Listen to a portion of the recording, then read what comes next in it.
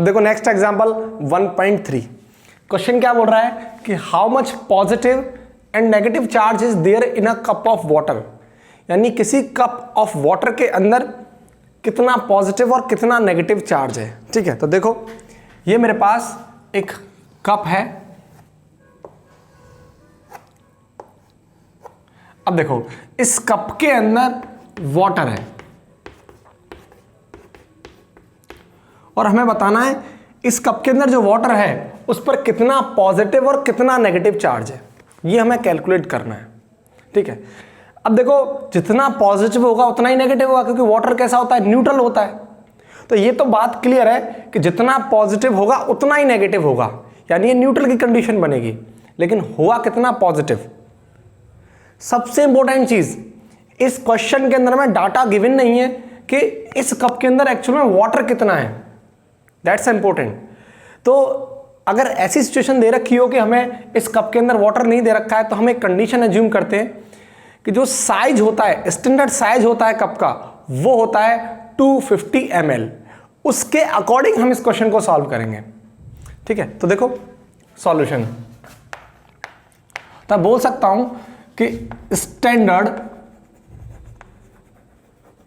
Size of cup is what, 250 ml। ठीक है, तो कितना ml, 250 ml। ठीक है, अब देखो वाटर की जो डेंसिटी होती है वो, यानी डेंसिटी ऑफ वाटर वो होगी 1 ग्राम पर ml। ठीक है, यानी 1 ml में कितना, 1 ग्राम। तो 1 ml में 1 ग्राम, तो 250 ml में कितना ग्राम, 250 ग्राम। तो 250 ml का मीनिंग हो गया कितना ग्राम, 250 ग्राम। ये बात क्लियर है। अब देखो, अब मुझे इसके अंदर कितना चार्ज है, कितना प्रोटॉन है, वो कैलकुलेट करने के लिए कौन से स्टेप फॉलो करने पड़ेंगे। थोड़ा मुझे केमिस्ट्री, यानी अगर आपको मोल कॉन्सेप्ट नहीं आता तो थोड़ा आपके लिए टिपिकल है ये चीज़, तो मोल कॉन्सेप्ट आना चाहिए इसको सीखने के लिए।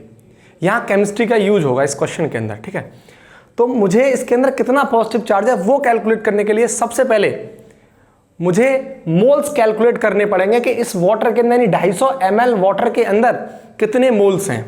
तो देखो मैं पहले बात करूंगा 1 मोल ऑफ वाटर। तो 1 मोल ऑफ वाटर, तो 1 मोल वाटर के लिए कितना मास होगा, यानी mass of 1 mole of water कितना होगा। तो मैं बोल सकता हूं mass of 1 mole of water. तो देखो आप, मास कितना होगा 1 मोल ऑफ वाटर का, H2 मतलब 2 ग्राम प्लस ऑक्सीजन का 16, दैट मीन्स 18 ग्राम। तो जो मास होगा 1 मोल वाटर का वो कितना होगा, 18 ग्राम होगा। तो 1 ग्राम वाटर के अंदर कितना मोल होगा, 1/18। तो मैं बोल सकता हूं 1 ग्राम वाटर कंटेन 1/18 मोल। कितना, 1/18 मोल। तो अब बताओ 250 ग्राम ऑफ वाटर कितना मोल कंटेन करेगा। तो 250 ग्राम वाटर कंटेन 1/18 इंटू 250 मोल, तो यानी 250/18 मोल, इतना मोल कंटेन करेगा। ये बात क्लियर है। अब आगे देखो, अब मैं तुमसे बोलूं कि 1 मोल के अंदर कितना मॉलिक्यूल्स होता है। ठीक है, तो 1 मोल कंटेन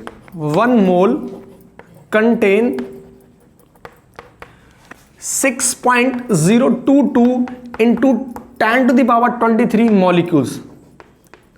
इसे बोलते हैं हम एवोगाड्रो नंबर, यानी 1 मोल के अंदर कितना मॉलिक्यूल्स होता है, इतना। तो बताओ इतने मोल के अंदर कितना मॉलिक्यूल्स। तो मैं बोल सकता हूं 250/18 मोल कंटेन कितना मॉलिक्यूल्स, यानी इसका मल्टीप्लाई 6.022 इंटू 10⁻23 इंटू 250/18 मॉलिक्यूल्स। ये बात तो क्लियर है, यानी इतने मोल के अंदर कितना मॉलिक्यूल्स, इतना। जब 1 मोल के अंदर इतना मॉलिक्यूल्स है तो इतने मोल के अंदर इतना मॉलिक्यूल्स होगा। ये बात क्लियर है। अब देखो आप, 1 मॉलिक्यूल्स के अंदर कितना नंबर ऑफ प्रोटॉन होगा। तो मैं बोल सकता हूं कि 1 molecules of water contain proton. कितना प्रोटॉन कंटेन करेगा? तो आप बताओ, जो नंबर ऑफ प्रोटॉन होता है वो नंबर ऑफ एटम के बराबर होता है। तो वाटर के लिए हम निकाल रहे हैं H2O, तो बताओ नंबर ऑफ एटम कितना हो जाएगा? हाइड्रोजन के 2 हैं और ऑक्सीजन का कितना है? Number of atom 8।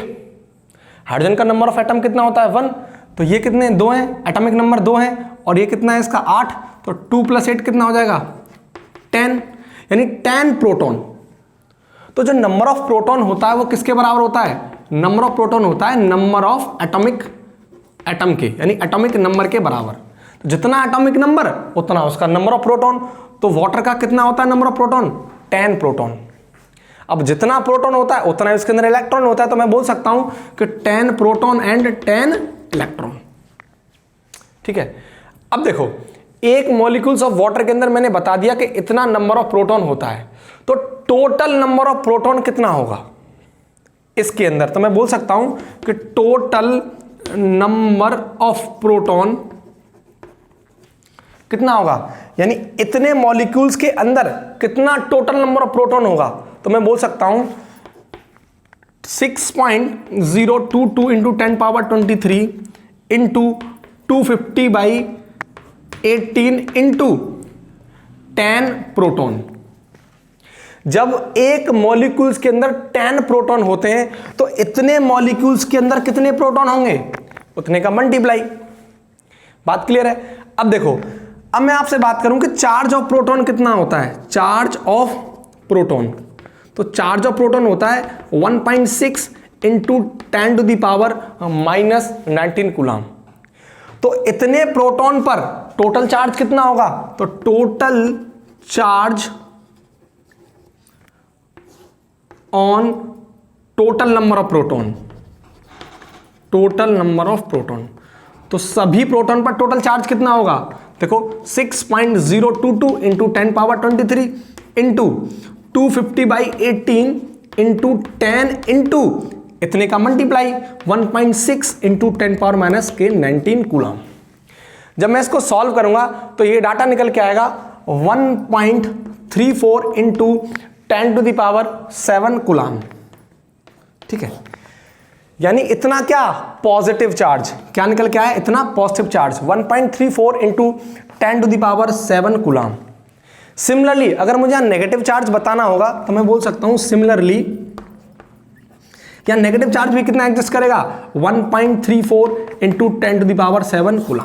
सेम बिल्कुल, क्योंकि जितना प्रोटॉन होगा इस कप के अंदर उतना इलेक्ट्रॉन होगा। तो प्रोटॉन की संख्या कितनी है, यानी कितना चार्ज है? टोटल चार्ज 1.34 इंटू 10⁻7 कूलम, और नेगेटिव चार्ज कितना आएगा? 1.34 नेगेटिव इंटू 10⁻7 कूलम।